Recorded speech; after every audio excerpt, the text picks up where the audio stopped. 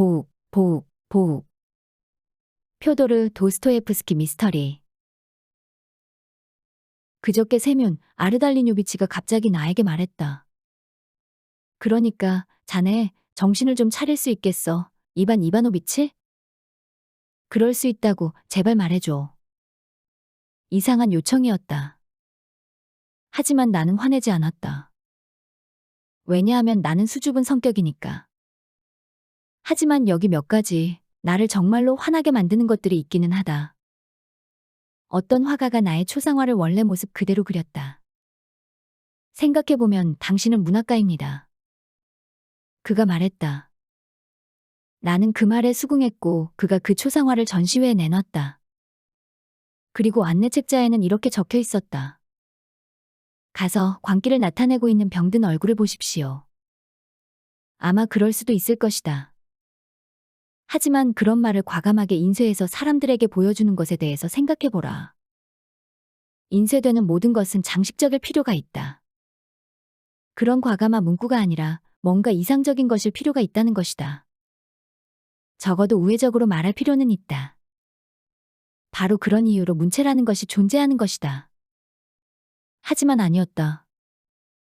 그 화가는 그런 표현을 우회적으로 표현하는 것에 대해서 신경도 쓰지 않았다. 요즘 들어 여유로움과 고상한 취향이라는 것은 사라졌고 욕설이 익살스러운 것으로 받아들여지고 있다. 하지만 나는 그것에 대해서 화내지 않는다. 하지만 주님께서는 내가 스스로의 마음을 모두 드러내기에는 문학가로서 부족하다는 것을 아신다. 나는 소설을 썼다. 하지만 그것은 출판되지 않았다. 나는 잡지 기사들을 썼다. 그리고 그것들은 모두 거절당했다. 그 기사들을 가지고 나는 이 편집자에서 저 편집자로 돌아다녔지만 모든 곳에서 거절당했다. 당신 글에는 톡 쏘는 맛이 없어요. 모두가 나에게 말했다. 당신은 어떤 종류의 톡 쏘는 맛을 원한다는 말입니까? 내가 조롱하며 물었다. 탄산처럼 톡 쏘는 맛인가요? 그들은 내 글을 이해하지 못했다. 그래서 대부분의 경우 나는 프랑스어를 번역해서 서점에 공급했다. 그리고 가게 주인들을 위해서 광고 문구를 썼다. 유일한 기회. 우리가 직접 재배한 농장에서 가져온 세련된 차입니다. 그리고 돌아가신 귀족이신 표트르 마페에치 가카를 위한 송사를 작성해서 꽤나 많은 돈을 벌기도 했다. 나는 숙녀들을 기쁘게 하는 예술을 편집하기도 했다. 출판사의 의뢰로 편집한 원고였다. 내 평생 동안 나는 그런 비슷한 류의 작은 편집판들을 6개 정도 출간한 적이 있다. 나는 볼테르의 명언만을 모은 편집판을 만드는 것에 대해서 생각 중이다. 하지만 우리나라 사람들에게는 너무 평범하게 들리지는 않을지 신경 쓰인다. 볼테르는 요즘 인기가 없다. 요즘 우리는 볼테르가 아니라 곤봉을 원한다. 요즘 우리는 서로의 일을 최후의 한계까지 부러뜨린다. 그렇다. 여기까지가 나의 문학 활동의 모든 측면이다. 물론 내가 언제나 편집자들에게 무료로 편지들을 보내고 그 편지들에는 나의 완벽한 이름이 기재되어 있기는 하지만 그렇다는 것이다. 나는 편집자들에게 온갖 종류의 충고와 훈계, 비평을 써서 보내고 나는 그들에게 진실한 길을 알려주려고 애쓴다. 지난주 한 편집자의 사무실로 내가 보낸 편지가 지난 2년 동안 내가 보낸 편지 중 40번째 편지였다. 나는 그 편지들의 우표를 사는 데만 4루블 이상을 낭비했다. 이제 나의 기분은 그 편지들과 함께 저 아래 바닥에 가라앉아 있다. 내 생각에 나의 초상화를 그린 화가는 문학이나 예술을 위해서 그린 것이 아니었다. 아마도 그는 내 이마에 있는 완벽한 대칭을 이루고 있는 2개의 사마귀를 위해서 그림을 그린 것이었다. 물론 그것이 자연스러운 현상이라고 그는 말할 것이다. 요즘 사람들은 아무런 이상도 가지지 않는다. 그래서 그들은 현상을 쫓아서 바깥을 돌아다닌다. 만약 그가 내 사마귀들을 그 초상화 속에 그려 넣어서 생기를 띠도록 만들지 않았던가. 그것이 바로 요즘 사람들이 말하는 사실주의다. 그리고 광기에 관해서 말하자면 지난해 우리들 중 아주 많은 사람들이 미쳤다고 규정되기도 했다. 바로 이런 식의 언어를 통해서였다. 그 엄청난 천부적인 재능을 가졌지만 그 다음에는 보통 이런 식의 말이 이어지기 마련다. 하지만 아주 오래전부터 이런 일이 발생할 것이라고 예견할 수 있었지. 상당히 예술적인 표현이다. 사실, 순수한 예술적 측면에서 본다면 그런 표현을 칭찬할 수도 있다. 하지만 결국 보자면 이 모든 이른바 미친 사람들이 그 어느 때보다 영리하다는 것이 밝혀졌다. 그러므로 많은 비평가들이 그들을 미쳤다고 부를 수는 있다. 하지만 비평가들은 그들보다 나은 사람들을 단 한 명도 지목할 수 없다. 내 생각에 가장 현명한 사람은 적어도 한 달에 한 번은 스스로를 바보라고 부를 수 있는 사람이다. 요즘에는 결코 들어볼 수 없는 단어일 것이다. 예전에는 적어도 한 해에 한 번은 어쨌든 바보가 스스로를 바보라고 인정해야만 했다. 하지만 요즘에는 그런 일은 절대로 없다. 그리고 사람들이 모든 것들 뒤엉키게 만들었기 때문에 바보와 현명한 사람을 구분하는 할 수도 없다. 이 모든 것이 의도적으로 벌어진 일이다. 약 250년 전 프랑스 사람들이 최초의 정신병원을 건립했을 때 재치 있는 스페인 사람이 했던 말을 나는 기억한다. 지금 저 사람들은 모든 바보들을 멀리 떨어진 건물 하나에 집어넣고 자신들이 현명한 사람들이라고 확실하게 만들려는 것이지. 그렇다. 그런 식이다. 누군가를 정신병원에 집어넣는다고 해서 그 자신의 현명함을 드러낼 수는 없는 법이다. 그가 미쳤다. 그러니 우리는 이제 제정신이다. 아니, 아니다. 그런 것이 아니다. 잠깐 기다려보자. 내가 왜 이렇게 주절거리고 있는가? 나는 계속해서 투덜거리고 투덜거려왔다. 심지어 나의 집사조차 나를 싫어한다. 어제 친구 하나가 나를 보러 왔다. 자네 문체가 바뀌고 있군. 그가 말했다. 너무 졸렬한 문체야. 끊고 또 끊고 있어. 지금 자네는. 그 다음에는 괄호를 넣고 그 괄호 안에 다시 괄호를 넣고 그 다음에는 뭔가를 대괄호 안에 넣고 있잖아. 그 다음에 자네는 다시 끊고 끊는 것을 반복하고 있군. 그 친구가 맞았다. 뭔가 이상한 일이 나에게 일어나고 있다. 나의 성격이 변하고 있고 내 머리에는 통증이 생기는 중이다. 나는 이상한 것들을 보고 듣기 시작했다. 정확한 사람의 목소리는 아니지만 뭔가가 내 옆에서 중얼거리고 있다. 보욱, 보욱, 보욱. 그 보욱이라는 것이 무슨 뜻일까? 아무래도 마음을 다른 곳에 돌릴 필요가 있다. 나는 마음 돌릴 것을 찾아서 밖으로 나갔다. 나는 장례식 행렬과 마주쳤다. 사실 그 장례식은 아주 먼 지인의 장례식이었다. 대학 시절 지도 교수님의 장례식이었다. 미망인과 5명의 젊은 딸이었다. 딸들은 모두 결혼 정년기의 젊은 숙녀들이었다. 그들 모두에게 값비싼 구두를 신기기 위해서 어떤 것이 필요했었을까? 여하튼 그녀들의 아버지는 그럭저럭 그렇게 할 수 있었다. 하지만 이제 남은 것은 아주 작은 금액의 연금뿐이다. 이제 그녀들은 맛없는 파이를 먹어야만 할 것이다. 그녀들은 언제나 나를 맞으면서 불친절한 태도를 보여줬다. 사실 나는 지금처럼 특별한 상황이 아니었다면 그 장례식에 갈 일은 없었을 것이다. 나는 다른 사람들을 따라서 공동묘지까지 갔다. 그녀들은 고개를 뻣뻣하게 들고 나에게 오만한 태도로 대했다. 내가 입은 옷이 약간 허름하기는 했다. 내가 공동묘지에 가본 것은 25년 만에 처음이었다. 정말로 비참한 장소다. 우선 냄새가 그랬다. 모두 15개의 장의차가 있었고 가격의 측면에서 아주 다양한 관들이 보였다. 사실 2개의 대형 관대가 있었다. 하나는 장군의 것이었고 다른 하나는 어떤 숙녀의 것이었다. 아주 많은 조문객들이 있었고 대부분이 거짓된 울음을 울었고 다른 사람들은 공공연하게 기뻐하고 있었다. 성직자들은 불평할 것이 없다. 그들에게 좋은 수입을 거둘 기회니까. 하지만 냄새는 아주 심했다. 나는 그 공동묘지에 서 있는 성직자들 중 하나가 될 수 없었다. 나는 스스로의 감수성을 신뢰하지 않았기 때문에 죽은 사람들의 얼굴을 계속해서 바라보았다. 어떤 얼굴은 온화한 표정이었고 다른 얼굴은 불편해 보였다. 대체로 본다면 미소를 띤 얼굴은 역겨웠다. 꽤 많은 경우에는 아주 역겨웠다. 나는 그 얼굴들이 싫었다. 그 얼굴들이 나의 꿈을 괴롭힐 것 같았다. 장례식이 진행되는 동안 교회 바깥으로 나와서 열린 곳으로 갔다. 회색의 날이었지만 건조했다. 추웠지만 겨우 10월일 뿐이었다. 나는 묘지들 사이를 걸어 다녔다. 서로 다른 등급이 존재했다. 3등급은 30루블이 들었다. 그것은 괜찮았지만 사랑스럽지는 않다. 처음에 2개의 등급은 교회 안뜰과 포석 앞에 있다. 그것들은 상당한 돈이 든다. 그날의 장례식의 경우 3등급의 무덤에 모두 6명의 죽은 사람들이 묻힐 예정이었다.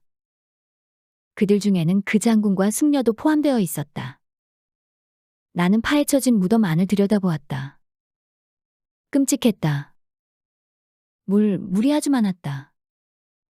완벽한 초록색이었지만 거기에는 그런 것들을 말할 필요는 없을 것이다. 무덤을 파는 사람이 그것들을 계속해서 퍼내고 있었다. 장례식이 계속 진행 중이었기에 나는 묘지 바깥 문을 나왔다. 양로원이 근처에 있었고 좀 더 멀리 식당이 하나 있었다. 그것은 작고 나쁘지 않은 식당이었다. 점심 식사를 포함한 모든 것들이 있었다. 거기에는 아주 많은 조문객들이 있었다. 나는 엄청난 규모의 기쁨과 진정한 즐거움을 볼 수 있었다.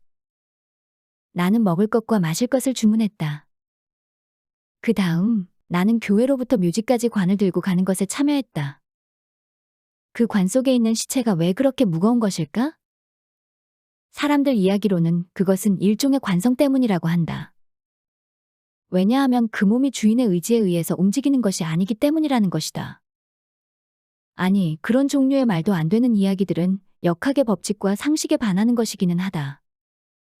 나는 초등학교 수준의 지식을 가진 사람들이 사회적 기술적 지식을 필요로 하는 문제를 과감하게 풀려고 노력하는 이야기를 듣는 것이 싫다. 그러나 그런 것이 우리에게는 계속 일어나는 일이다.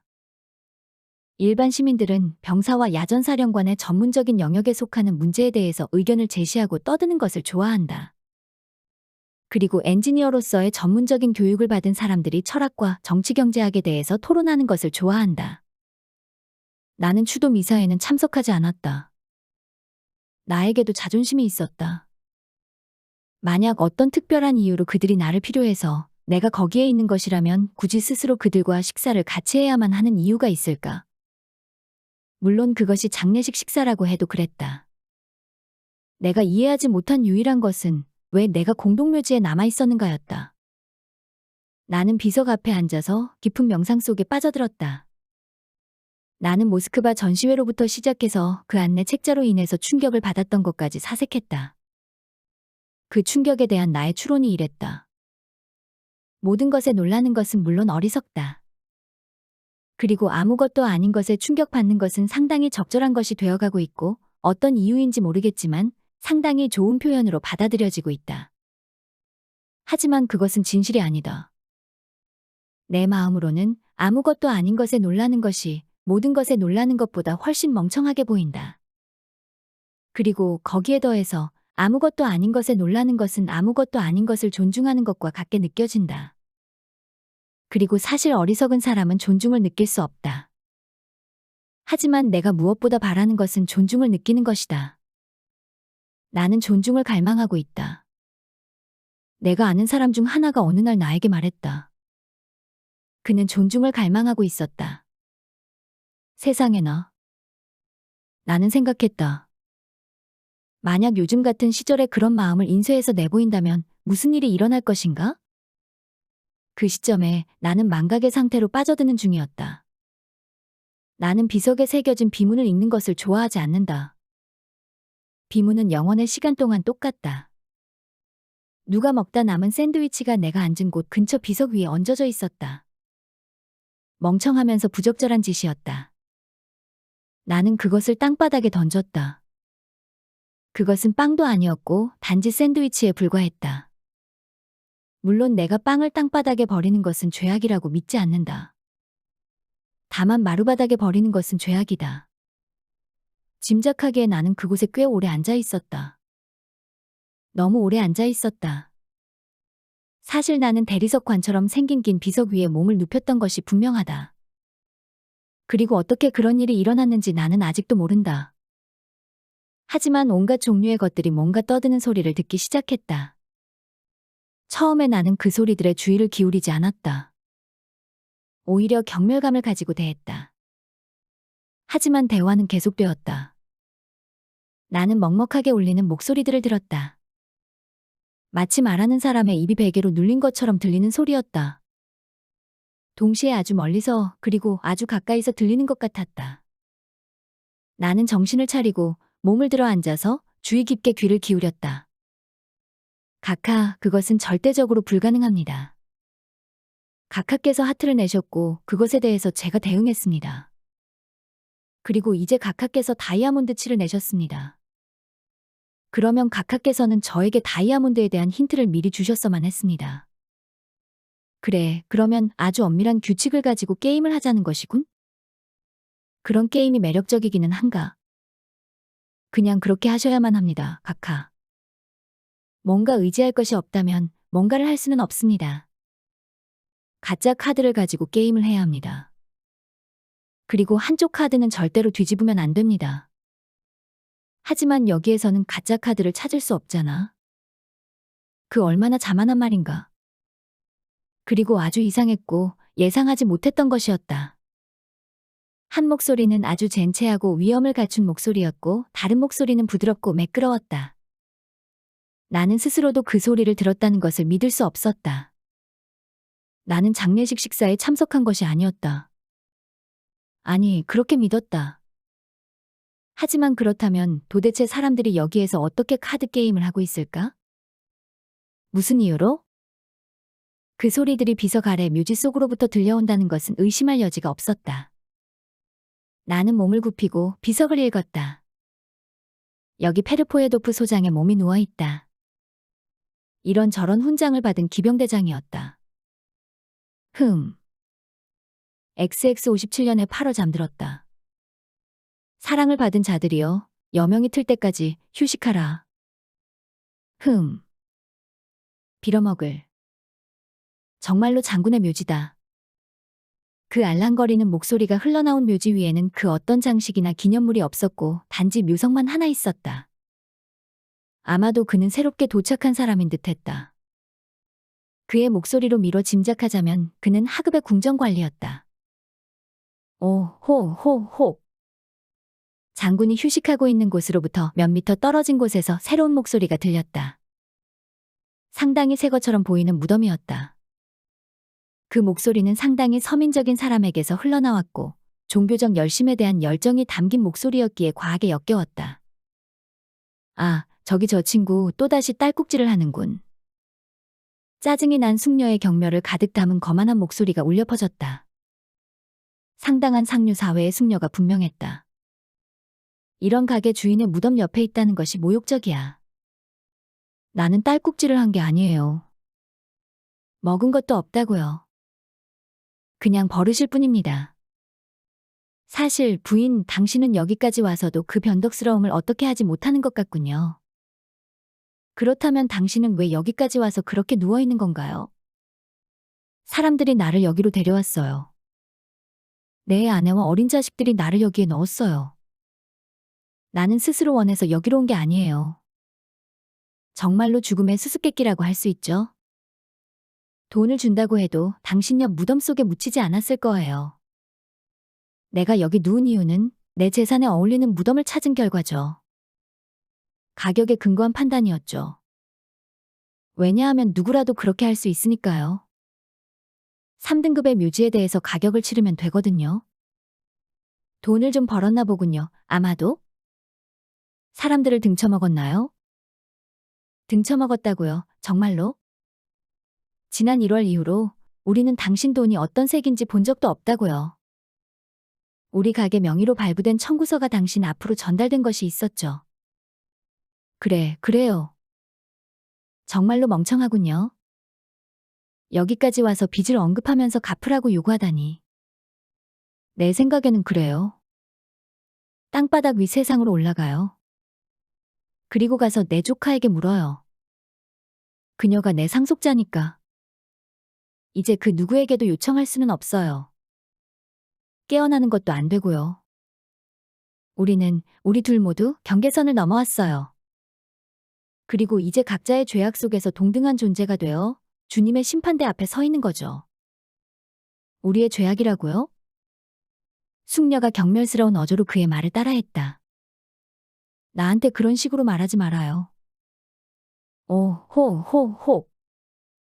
보셨습니까, 카카. 가게 주인이 숙녀분에게 복종하고 있잖습니까, 카카. 왜 그러지 않으면 안 되는 것이지? 왜냐고요, 카카? 왜냐하면 우리 모두가 알기 때문이죠. 여기에서는 규칙이 조금 다르다는 것을 알기 때문이죠. 다르다고? 어떻게 다르다는 것이지? 우리는 죽었습니다. 말하자면요, 카카. 아, 그래. 하지만 여전히. 그래, 이건 즐거운 구경거리이면서도 상당히 세련된 쇼야. 그렇게 표현할 수 있겠어.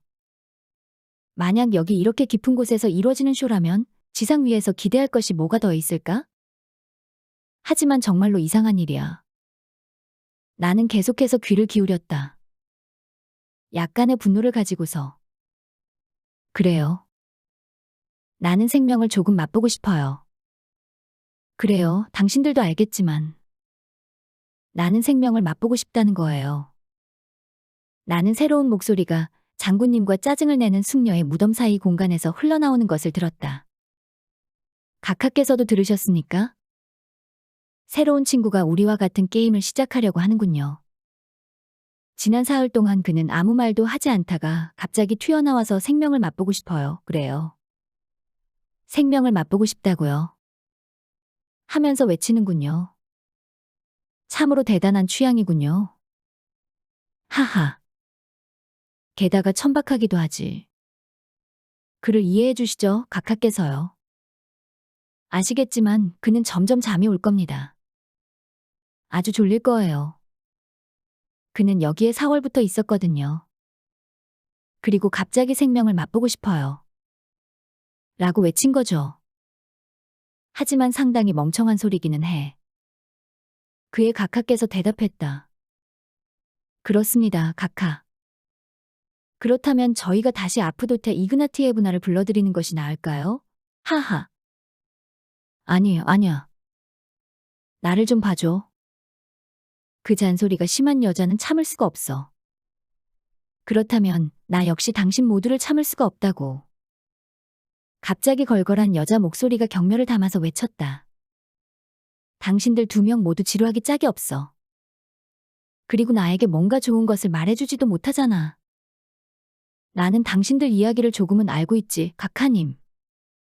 그래, 코를 그렇게 쳐들지 말라고.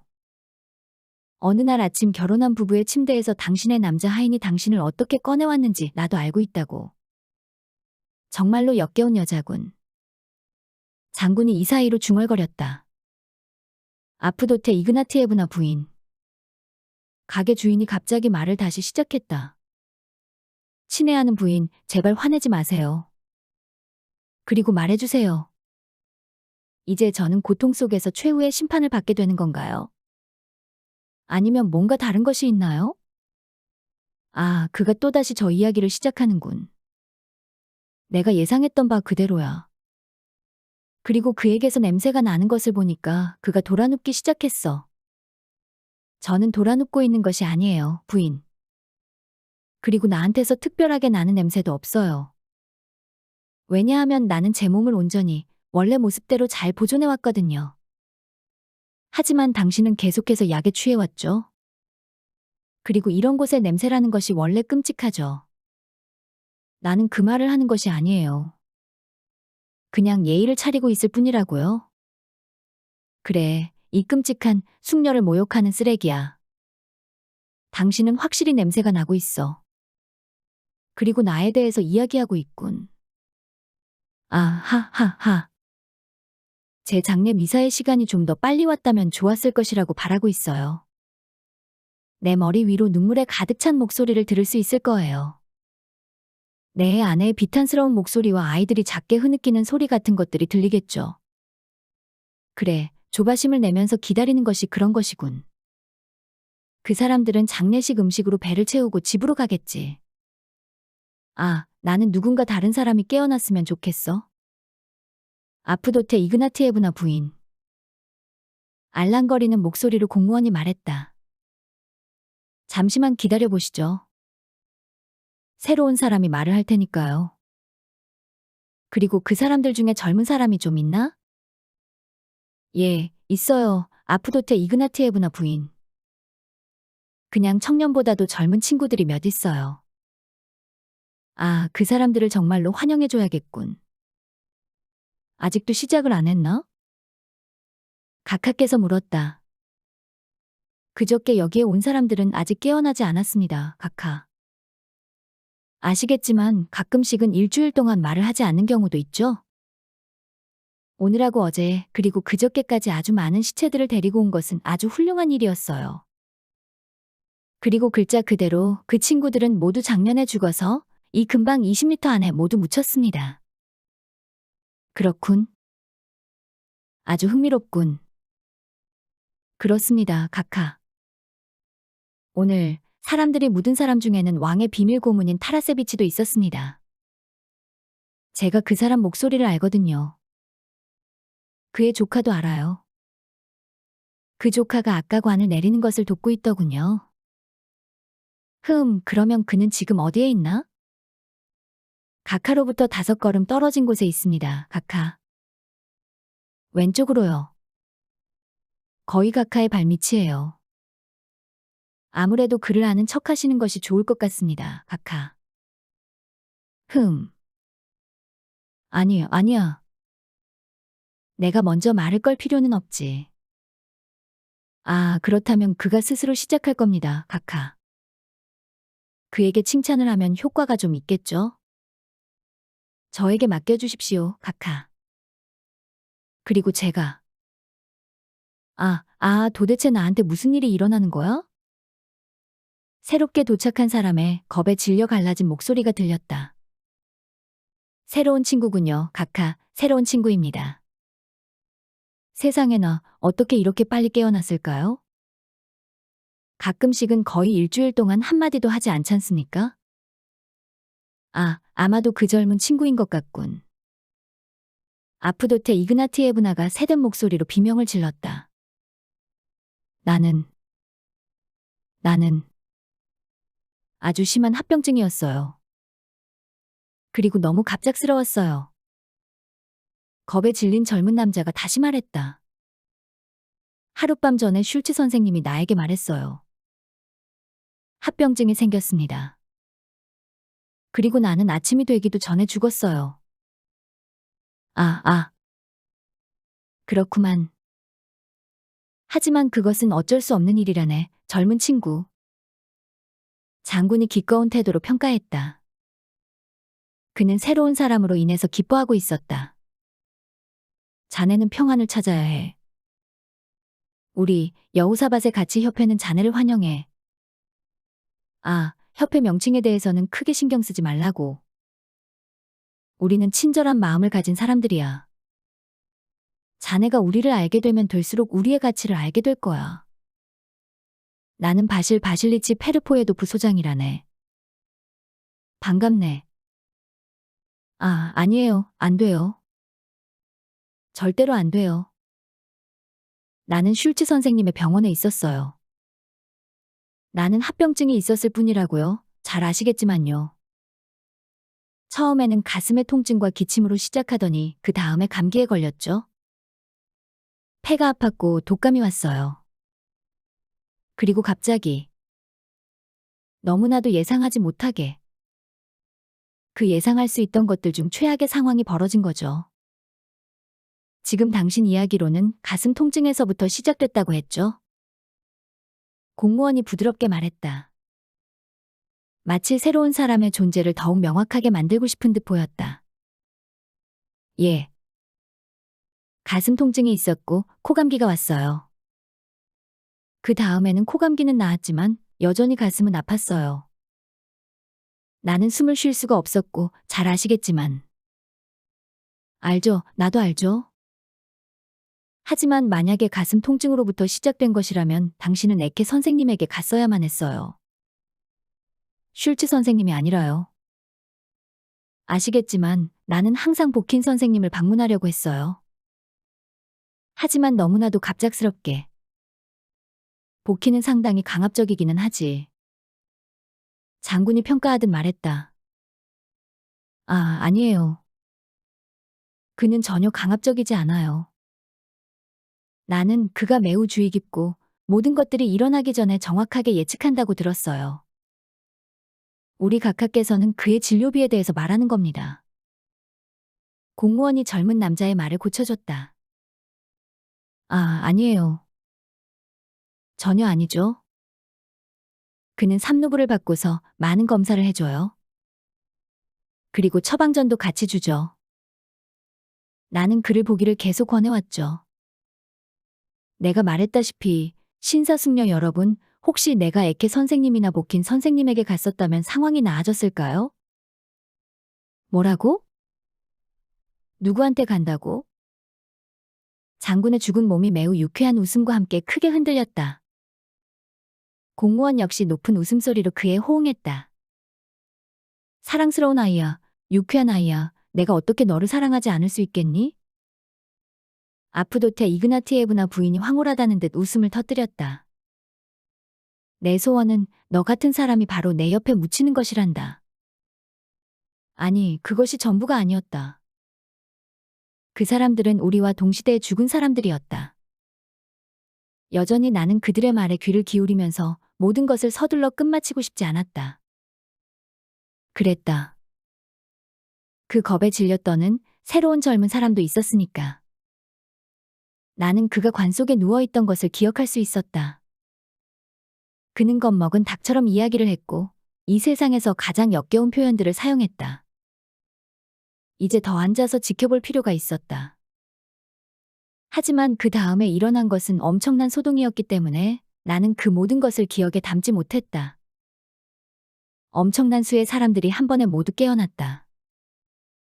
시청의 고문이 일어났고 그는 정부의 부처에 속하는 새로운 분과 위원회의 계획에 대해서 토의하기 시작했고 그 분과 위원회와 관련되어 다양한 권한과 기능을 이양하는 것에 대해서 설명했다. 그 이야기들이 나에게는 상당히 새로웠기 때문에 아주 많은 것을 배웠다는 것을 고백하지 않을 수 없다. 특히 대도시의 사람들이 정부의 소식과 정보를 입수하는 경로의 다양함이 나를 놀라게 만들었다. 그러더니 엔지니어가 일어났고 꽤 오랫동안 이상한 이야기들을 중얼거렸다. 그리고 우리의 친구들은 그에 대해서 걱정하면서 귀 기울이는 것을 멈췄고 그에게 준비될 때까지 휴식을 취하라고 말했다. 마침내 그날 아침 거대한 관대 아래에서 무덤에 묻혔던 특별한 숙녀가 깨어났다. 놀랍게도 그녀는 무덤 속에서 생기를 되찾는 증상을 보였다. 레베지 안니코프 궁정의 관리이며 내가 매우 싫어했고 장군의 무덤 옆에 묻힌 사람의 이름이 레베지 안니코프임이 확실했다. 가 훨씬 더 흥분 상태가 되었고 이번에는 모든 사람들이 빠르게 깨어났다는 것을 놀라워했다. 물론 나 자신도 매우 놀랐다. 깨어난 사람들 중 몇 명은 사흘 전에 묻힌 사람들이었다. 예를 들어 계속해서 낄낄거리던 16살의 소녀가 그랬다. 그녀는 끔찍하면서도 야비한 태도로 낄낄거렸다. 각하, 왕의 비밀 고문 타라세비치가 일어나고 있습니다. 레베지 안니코프 엄청나게 부산을 떨면서 선언했다. 예? 뭐라고? 비밀 고문이 갑자가 일어나더니 혐오스러운 혀 짧은 소리로 중얼거렸다. 그의 목소리 속에서는 매우 기분 나쁜 단호함이 묻어 있었다. 나는 호기심에 차서 귀를 기울였다. 지난 닷새 동안 나는 타라세비치에 대해서 여러 가지 이야기를 듣고 있었다. 극단적으로 놀랍고도 기분 나쁜 이야기들이었다. 그건 말입니다, 각하. 지금 제가 드리는 말씀입니다. 그래서 당신이 청하는 바가 뭐지? 뭘 원한다는 거야? 단지 각하의 건강에 대해서 여쭙고자 합니다. 이런 낯선 환경에 처하게 되면 모든 사람들이 처음에는 압박감을 느끼게 되죠. 소신, 페르포에도프 소장이 각하를 뵙게 되어 크나큰 영광이라고 전해달라고 부탁하셨습니다. 그리고 바라건대 그런 이름은 들어본 적이 없군. 그럴 리가요. 카카. 페르포에도프입니다. 바실 바실리치라는 이름을 가진 장군이죠. 자네가 페르포에도프 장군인가? 아닙니다, 카카. 저는 그저 하급의 궁정 관리일 뿐입니다. 레베지 안니코프라고 합니다. 카카를 모실 수 있어 영광입니다. 다만 페르포에도프 장군은 이상한 소리군. 그런데 나는 자네가 나를 방해하지 않았으면 하네. 그렇게 해드리자고. 페르포에도프 장군이 마침내 무덤에 누운 아첨꾼이 역겹게 예의를 차리는 것을 자제하도록 만들었다. 아직 완전히 일어난 것이 아닙니다, 카카. 그것을 고려하셔야 합니다. 그리고 바로 그 점이 매우 특이한 것이죠. 그가 완전히 일어나게 되면 그가 다른 관점으로 생각할 겁니다. 그렇게 하도록 놔두자고. 장군이 아까의 말을 반복했다. 바실 바실리치라고요. 안녕하십니까, 카카? 완전히 새로운 목소리가 매우 크고 공격적으로 울려 퍼졌다. 아프도테 이그나티에브나 부인의 무덤 바로 옆쪽이었다. 그 목소리에는 신사다운 오만함과 현대적인 나른한 발음, 거만한 느릿함이 담겨 있었다. 지난 2시간 동안 당신을 쭉 지켜보고 있었습니다. 나를 기억하시나요, 바실 바실리치? 내 이름은 클리네비치입니다. 우리는 볼로콘스키의 집에서 만난 적이 있었죠. 그때 당신 역시 손님으로 간 곳이었죠. 하지만 나는 왜 당신이 거기에 초대받았는지 이해할 수 없었죠. 뭐라고요? 표트르 페트로비치 공작이신가요? 정말로 당신이란 말인가요? 그렇게 젊은 나이인데요? 내가 당신을 여기에서 만나다니 정말로 유감입니다. 아, 나 자신도 유감이기는 하죠. 하지만 저는 크게 신경 쓰지는 않아요. 그리고 내가 어디에 가든 그 상황을 즐기려고 노력하고 있죠. 나는 공작은 아니고 남작입니다. 겨우 남작일 뿐이죠. 우리는 천한 한 무리의 남작일 뿐이죠. 제복을 입은 하인의 신분에서 겨우 벗어난 주제죠. 하지만 나는 왜 그런지에 대해서 알지도 못하고 신경 쓰지도 않아요. 나는 가짜 귀족의 사교계에서 불량배 한 사람에 불과합니다. 그리고 나는 사교계에서는 매력적인 도시의 아들이라는 취급을 받고 있죠. 우리 아버지는 엉터리 같은 왜소한 장군이었고 우리 어머니는 한때 황후에게서 초대를 받은 적이 있을 뿐이죠. 그리고 작년에는 지펠이라는 유대인의 도움으로 나는 5만 루블 어치의 지폐를 위조했고 그것을 마치자마자 그를 밀고 했어요. 그러는 사이 줄리 카펜티에르드 루이에나가 그 돈을 들고서 보르도로 도망쳤죠.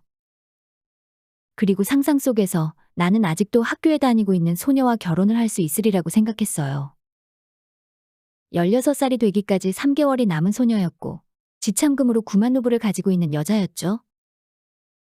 아브도티아 이그나티에브나라는 이름이었죠.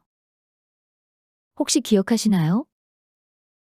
15년 전 내가 하인들의 부대에서 복무하던 당시 소년이었던 내가 얼마나 매력적이었는지요? 아, 바로 당신이구만. 바로 그래. 그래, 당신이라면 뜻밖의 축복이라고 할 수 있겠지. 여기에서라면. 아까 불쾌한 냄새와 관련해서 당신은 이웃에 있는 사업을 하는 신사분을 잘못 의심하셨어요. 나는 아무 말도 하지 않았죠. 하지만 나는 웃었죠. 그 악취는 나에게서 나오는 거예요. 사람들은 못을 박은 관 속에 나를 넣었어야만 했어요. 아, 이런 끔찍한 인간 같으니라고. 하지만 그래도 나는 당신이 여기 있는 것이 기쁘구만. 여기에서는 생기와 유머가 얼마나 부족한지 자네는 상상도 못할 거야. 매우 그런 것 같군요. 매우 그래요. 나는 여기에서 뭔가 독창적인 것을 시작해보려고 해요.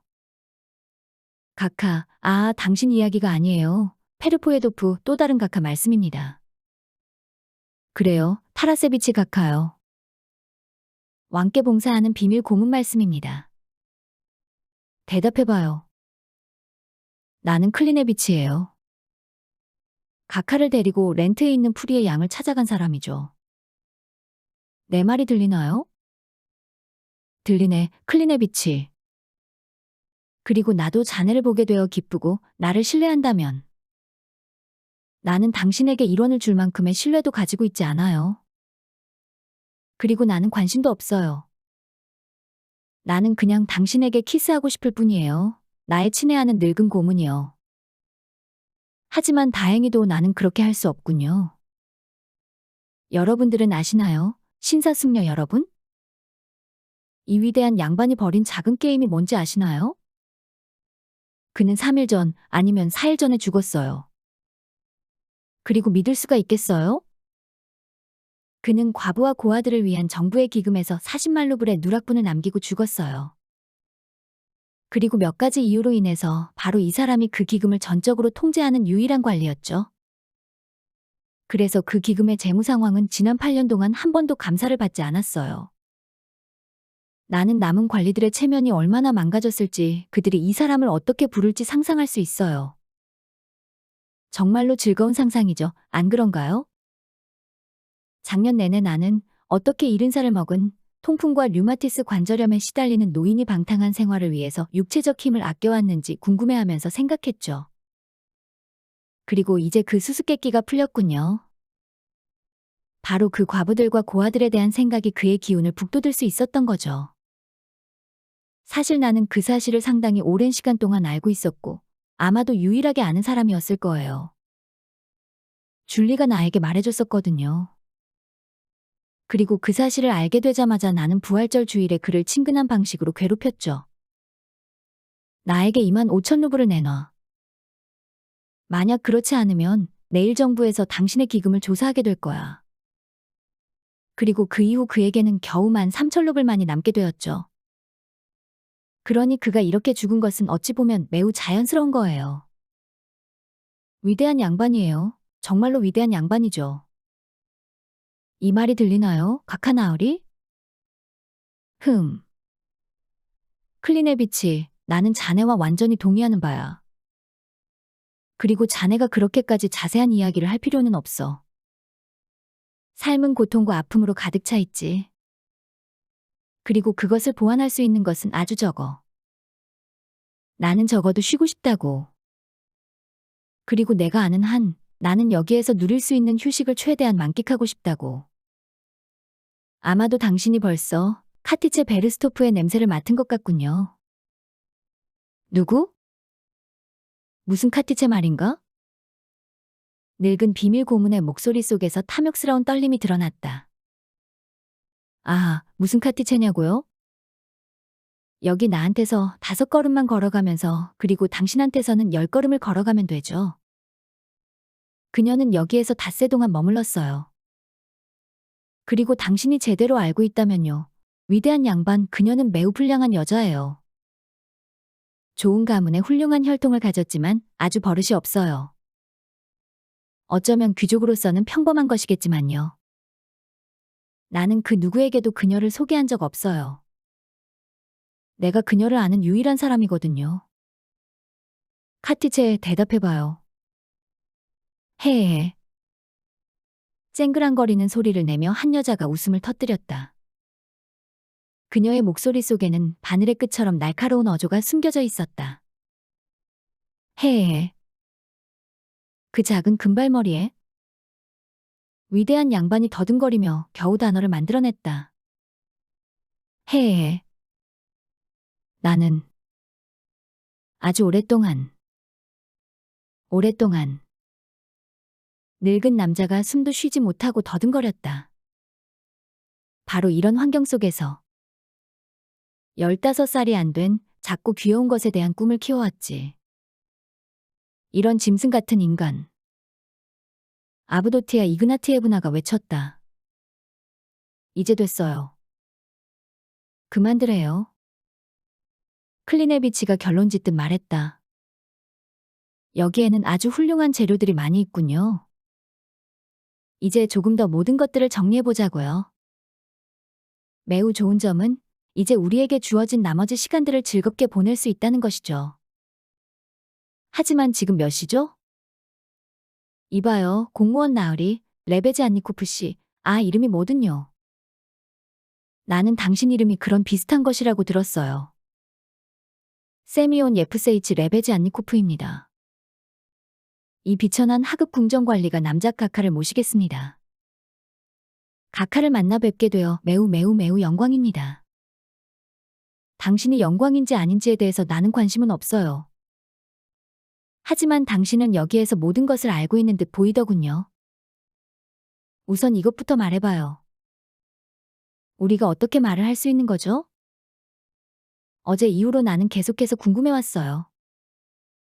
우리는 죽은 사람들이지만 말도 하고 움직일 수도 있는 것 같군요. 하지만 우리는 정말로 말을 하는 것도 아니고 움직이는 것도 아니죠. 이것이 무슨 마술 같은 일이죠?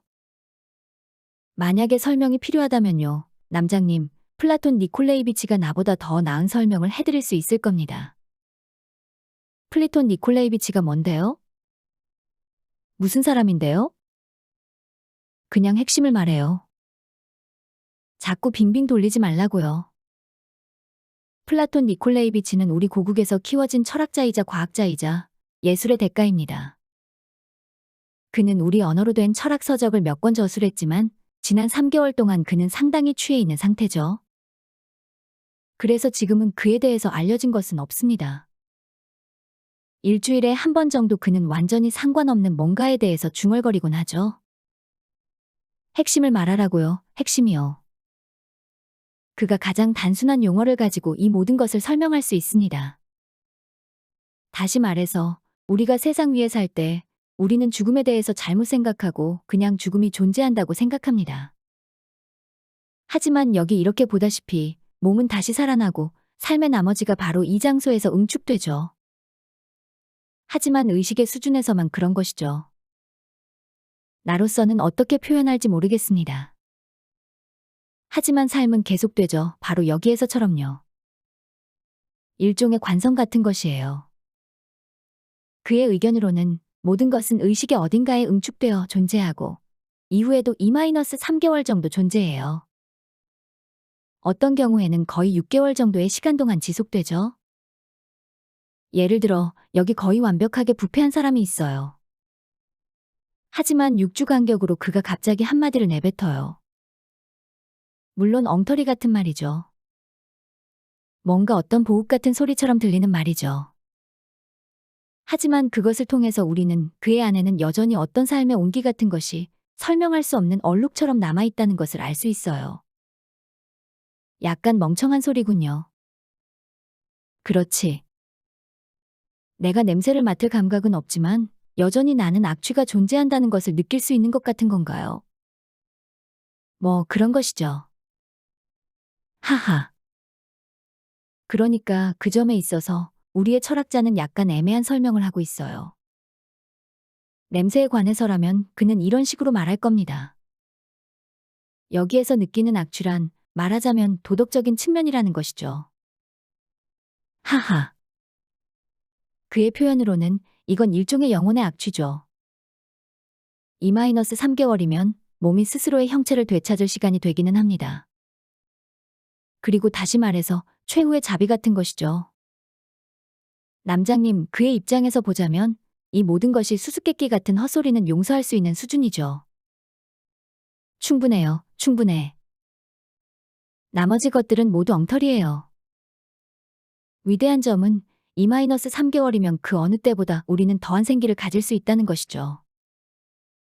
부. 제가 제안드리고자 하는 것은 이 2개월 동안 최대한 기쁘게 살자는 것이에요. 그렇게 해서 모든 것을 새로운 기반 위에 세우자는 것이죠. 신사숙녀 여러분, 저는 모든 부끄러움을 옆으로 던져버리자고 제안하는 겁니다. 아, 우리 모두 부끄러움을 던져버리자. 그래요, 그렇게 하자고요. 많은 목소리들이 외치는 소리가 들렸다. 그리고 이렇게 표현하기 이상하지만 새로운 목소리들이 들렸는데 그 목소리들은 새롭게 깨어난 사람들이 외치는 소리가 분명했다. 이제 완전히 깨어난 엔지니어가 특별히 기뻐하면서 자신이 동의함을 외치고 나섰다. 카티체라는 소녀가 기쁨에 겨워서 낄낄거렸다. 아, 나는 얼마나 오래 부끄러움을 벗어 던지기를 원했던가. 아프도테 이그나티예브나가 소리쳤다. 내가 말하노니 만약 아프도테 이그나티예브나가 모든 부끄러움을 벗어 던지기를 원한다면. 아니에요. 클리네비치, 나는 모든 것이 동일하다는 것을 부끄러워했어요. 하지만 여기에서 나는 이제 모든 부끄러움에서 벗어날 거예요. 그렇게 하기를 엄청나게 원하고 있어요. 나도 이해해요, 클리네비치. 엔지니어가 시끄러운 소리를 냈다. 당신은 바로 여기에서 새롭고도 이성적인 규칙에 따라서 삶을 다시 정리하고 싶은 거예요. 충분히 이해해요. 나는 그런 것에 대해서는 전혀 신경조차 쓰지 않겠어요. 그 문제에 대해서라면 우리는 쿠데야로프가 깨어나는 것을 기다리는 것이 낫겠어요. 바로 어제 여기에 묻힌 사람이죠. 그가 깨어나면 그가 우리에게 모든 것을 말해줄 거예요. 그는 그런 성격의 거인처럼 위대한 성격의 사람이거든요. 내일이면 새로운 자연 과학자가 여기로 옮겨질 것이고, 그래요. 그건 확실해요. 그리고 사나흘이 지나면 언론인이 올 것이고 그는 자신의 편집자도 데려올 거예요. 하지만 그들을 모두 생각하지 않아도 우리는 여기 이렇게 작은 무리로 모여 있고 모든 것들이 제대로 정리될 거예요. 그러는 사이 나는 모두가 거짓말을 하지 않기를 바라요. 그게 내가 유일하게 신경 쓰는 문제예요. 그것만이 가장 중요한 문제이기도 하죠. 지상 위에서 살 때 거짓말 없이 산다는 것은 불가능하죠. 왜냐하면 삶과 거짓말은 동의어거든요. 하지만 우리는 여기에서 거짓말을 하지 않는 것으로 기쁨을 누릴 거예요. 기다려봐요. 무덤이 뭔가 가치를 가지고 있다고요? 우리는 자신의 이야기를 큰 소리로 외칠 것이고 그리는 그 어떤 것도 부끄러워하지 않을 거예요. 우선 내가 당신들에게 나 스스로에 대해서 말해드리죠. 나는 아주 사나운 아이들 중 하나였어요. 모두 아시겠죠? 지상에서는 모든 것이 썩은 끈에 묶인 더미 안에서만 존재하죠. 이제 그 끈으로부터 벗어나서 다가오는 2개월을 부끄러움 없는 진실됨 속에서 살자고요. 우리 모두 옷을 벗고 벌거숭이가 되자고요. 이제 벌거숭이가 되자고요. 벌거벗자고요. 모든 목소리들이 외쳤다. 나는 벌거숭이가 되기를 바라왔어요. 그러기는 바라왔어요. 아프도테 이그나티예브나가 새된 목소리로 외쳤다. 이제 우리는 여기에서 즐거움을 누리리라. 나는 에케 선생님은 필요도 없어요. 아니에요. 이제 말씀드리죠. 삶의 맛을 보여줘요. 하하하. 카티체가 낄낄거렸다. 정말로 대단한 것은 그 누구도 우리를 간섭할 수 없다는 거죠. 페르포에도프가 화를 낸다고 해도 그의 손이 우리에게 닿을 수는 없어요. 위대한 양반 동의하시는 거죠? 완벽하게 동의하네. 완전히 그리고 가장 최고의 만족을 가지고 동의하네. 하지만 주어진 상황상 카티체가 자신의 이야기를 처음 말할 사람이겠군. 반대합니다. 온 마음을 다해서 반대합니다. 페르포에도프 장군이 강한 어조로 외쳤다. 카카. 불량스러운 레베지 안니코프가 소란스러운 흥분에 휩싸여서 중얼거리며 장군을 설득하려 했다. 카카, 저 제안에 동의하는 것이 우리에게 유리합니다. 여기에서라면 카카께서도 아시겠지만 저 소녀는 약간의 일들을 벌이기도 했거든요. 그래, 그런 소녀가 있지. 그건 진실이야. 하지만 그게 우리에게 유리합니다, 카카. 제 말을 믿어보세요. 일종의 실험이라고 생각하시고 우리가 한번 시도해보자는 겁니다. 심지어는 무덤 속에서도 우리는 평화로운 휴식을 취할 수 없구만. 우선 첫째로, 장군님, 지금 카카께서는 무덤 속에서도 호불호를 가리고 있군요. 그리고 두 번째로, 우리는 장군님에 대해서 크게 신경 쓰지도 않습니다. 클리네비치가 말했다. 이봐요, 남장님, 당신 스스로에 대해서도 언급하는 것을 잊지 말아요. 뭐라고요? 왜 그러죠? 당신은 나를 건드릴 수도 없어요. 하지만 나는 여기에 누워서 줄리의 애완견처럼 당신을 괴롭힐 수 있다고요. 그리고 다른 한 가지도 고려해보죠. 신사숙녀 여러분. 그가 여기에서도 장군인가요? 저쪽에서는 그는 장군이었죠. 하지만 여기에서는 그냥 불평꾼일 뿐이죠. 아니죠. 불평꾼은 아니죠. 여기에서는 그보다도 더 엉터리인. 여기에서 당신은 무덤 속에서 썩어갈 것이고, 당신이 완전히 사라진 이후에 남은 것은 6개의 청동 단추뿐이겠군. 브라보, 클리네비치, 하하하. 목소리들이 울부짖었다. 나는 조국을 위해서 봉사했어. 그리고 나는 칼을 가지고. 당신의 칼은 쥐를 찌르는 데는 알맞죠? 그리고 당신은 쥐를 보고도 칼을 꺼낸 적 없으니까요. 그게 뭐가 중요하다는 건가? 나는 전체의 일부로서 역할을 한 거라고. 전체에는 온갖 다양한 종류의 부분들이 존재하죠. 브라보, 브라보, 클리네비치, 브라보. 하하. 나는 여기에서 칼이 무엇을 상징하는지 이해하지 못하겠어요. 엔지니어가 시끄럽게 끼어들었다. 우리는 모두 프러시아군으로부터 쥐처럼 잽싸게 달아나야 해. 안 그러면 그들이 우리를 가루로 뭉개버릴 거라고. 아주 멀리서 목소리 하나가 외쳤다. 나에게 낯선 목소리였다. 기쁨에 겨운 나머지 완전히 깨어난 무덤의 주인이 분명했다. 이봐, 칼은 영광을 상징하는 거라고. 장군이 외쳤다. 하지만 나만 그의 소리를 들었다. 길게 이어지는 난폭한 울부짖음과 함성, 왁자지껄한 소리가 들렸다. 그 사이로 아프도테 이그나티예브나 부인이 신경질적으로 내지르는 불안한 비명이 들렸다. 하지만 우리는 서둘러야 해요. 이제 언제 부끄러움을 벗어 던지는 것인가요? 아하. 영혼은 진정으로 고통을 통과해 나아가는도다. 서민의 목소리가 외쳤다. 그리고 우리는 바로 이 순간 내가 예기치 못하게 재채기를 했다. 너무나도 갑작스럽고 의도하지 않은 상황에서 벌어진 일이었지만 그 효과는 충격적이었다.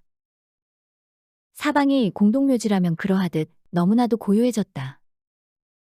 모든 것이 꿈처럼 사라졌다. 무덤에 진정한 고요함이 스며들었다. 나는 내 존재로 인해서 그들이 부끄러움을 느꼈다는 것을 믿을 수 없었다. 그들은 모든 부끄러움을 벗어 던지기로 결심했다. 나는 5분을 기다렸다. 말소리가 아니라 그냥 소리를 기다렸다. 그들이 내가 경찰에게 신고를 할까봐 두려워한다는 것은 말도 되지 않았다. 왜냐하면 경찰이 그들에게 무슨 짓을 할 수 있겠는가? 나는 살아있는 사람들에게 숨겨야 할 수수께끼의 비밀이 모든 살아있는 사람들에게 알려서는 안 되는 것이 그들에게 있다고 결론지었다. 그렇다면 친애하는 여러분. 내가 생각했다. 당신들을 다시 방문해야겠군요. 그 말을 남기고 나는 공동묘지를 떠났다. 아니, 나는 인정할 수 없다. 정말로 인정할 수 없다. 절대로. 그 보욱과 관련된 일이 나를 괴롭히지는 않았다. 왜냐하면 보욱이라는 것이 바로 그런 의미니까.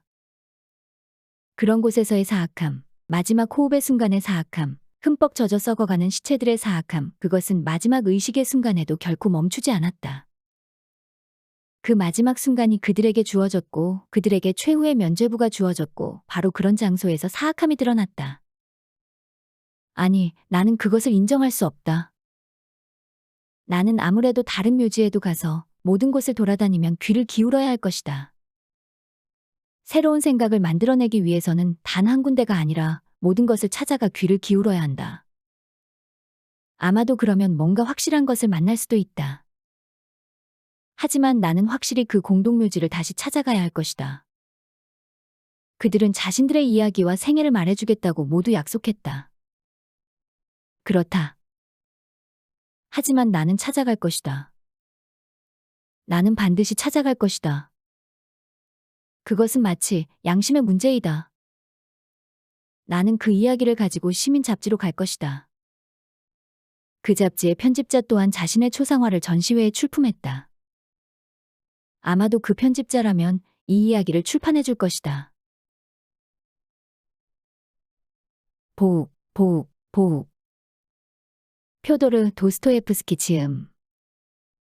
위즈덤 커넥트 편엠.